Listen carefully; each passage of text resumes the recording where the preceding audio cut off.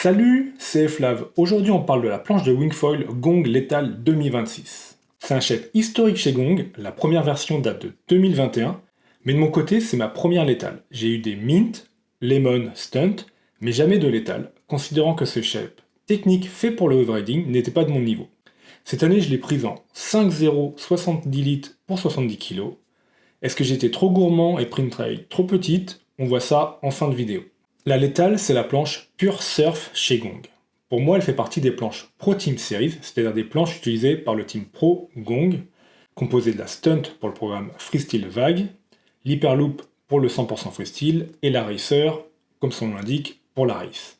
Donc des planches axées sur la performance au détriment du confort. Je positionnerai la Lethal comme la planche la plus difficile dans la gamme compacte hors Racer. Si on simplifie au max, la facilité d'une planche est due à son volume, sa largeur et sa longueur. Et sur ces points, à volume identique, la Lethal est un peu plus longue, mais beaucoup moins large, notamment aux extrémités, ce qui la rend moins facile à genou.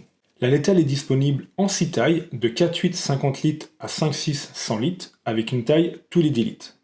Ce qui permet au plus grand nombre de trouver la bonne taille pour lui.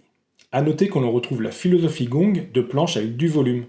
Il n'y a pas de microboard qui coule, la plus petite fait que, entre guillemets, 50 litres. Niveau prix, cela va de 949€ à 1099€, ce qui est le même prix que l'année passée. Niveau construction, c'est du full sandwich PVC carbone. La construction semble être la même que l'année passée. La Lethal, c'est la planche la plus longue des planches compactes chez Gong, mais cela reste une planche compacte.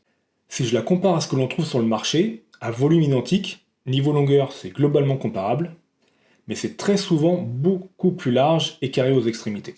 Et c'est ce qui me plaît chez Gong, c'est de pouvoir avoir une planche qui flotte sans qu'elle soit encombrante, car large ou longue. La contrepartie, c'est une planche qui est un peu plus épaisse. Au niveau des accessoires, comme toutes les planches FSP Pro, la Lethal est vendue avec des straps Pro réglables par Velcro, comme des straps de windsurf. Ces straps sont nettement plus rigides que les straps light qui étaient fournis avant. Ils ont aussi l'avantage de pouvoir être réglés précisément sans outils. L'inconvénient, c'est qu'ils sont plus lourds. La planche dispose de double insert de straps, ce qui permet de fixer les straps à 2 endroits. De ce fait, les straps ne vrillent pas et c'est ultra rigide.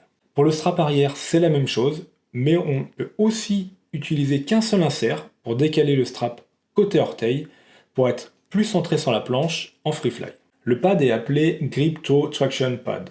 C'est un pad qui reprend l'accroche du Shock Traction Pad de la Stunt de l'année passée et de cette année aussi, mais sans les surépaisseurs. Le pad offre vraiment un très bon niveau d'accroche, mais il n'est clairement pas fait pour passer son temps à genoux en board short dessus. Ça tombe bien, c'est pas une planche pour débutants. Globalement, le shape évolue très peu par rapport à la 2025. Je laisse Patrice expliquer ce qu'il en est. On retrouve les ingrédients habituels d'une planche compacte, c'est-à-dire une planche intégralement planante sur sa carène, des rails un petit peu plus ronds que sur la Lemon, un petit peu moins verticaux, pour avoir une board qui va plus chatouiller l'eau que rebondir dessus quand elle est sur l'angle. Elle va moins accrocher d'eau, très légère inflexion ici, dans cette courbe, de manière à ce que l'eau qui est ici se libère très facilement. On va accélérer le flux à cet endroit-là pour venir se reconnecter le plus facilement avec les flux de carène. Donc j'ai bien bossé là-dessus. Des rails un petit peu plus doux, plus surf ici. On est vraiment, si on regarde bien, quasiment sur les rails d'une board de surf.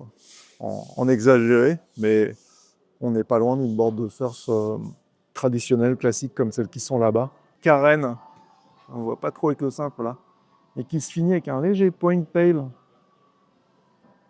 On a une petite pointe là, qui fait absolument toute la différence. Sans ça, elle n'existerait pas. C'est le petit truc que j'aime faire sur cette planche.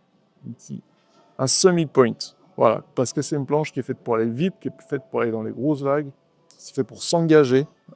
Et donc, il faut un tail à la mesure de ses ambitions. It's a little like food, yeah, that's alright. When I see it, she's still on the side. We're sitting on the curb of the parking lot, talking about our lives and the futures we've got. And she says, don't you worry, you're only 19, so why you in such a hurry? And it's a parking lot sunrise, with a girl who says that she might just stop me one day. We're into an hour, under a parking lot sunrise. With a girl who says that she might just stop me one day. We're into an hour. It's a little bit late, it's a little bit light, but when I'm with her, it just feels right. I say, I've been running around, I'm exhausted, but when I'm with you, it feels like I've been anesthetized. She say, I don't really mind being put under for you. I'll be waiting for the sunrise, and it's a parking lot sunrise, with a girl who says that she might just have me Monday. We're until then I'll wait under a parking lot sunrise, with a girl who says that she might just have me Monday. We're until then I'll wait under a parking lot. Alors qu'est-ce que je pense de cette létale? La fiche produit dit légèrement plus longue, plus fine et plus étroite. Elle offre une glisse qui élimine la frontière entre la glisse sur l'eau et le vol. On veut une board qui glisse sans aucun coup de frein, sans retenue, sans faire de faute. La nouvelle létale répond à 100% à cette vision. Sur l'eau, lors de ma première session, c'était exactement ça. On absorbe les touchettes et en freefly, si on touche l'eau, ce n'est pas un problème, c'est quasi indolore. J'ai vraiment été bluffé. En freefly, je vais même jusqu'à faire toucher la planche pour passer une situation compliquée. En réception de saut, elle n'a pas la stabilité et le côté rassurant de la stunt. Alors que j'ai un super taux de réussite en air jibe toe side avec la stunt, hip stunt ou diamond, avec la létale, les premières tentatives ont été plutôt compliquées.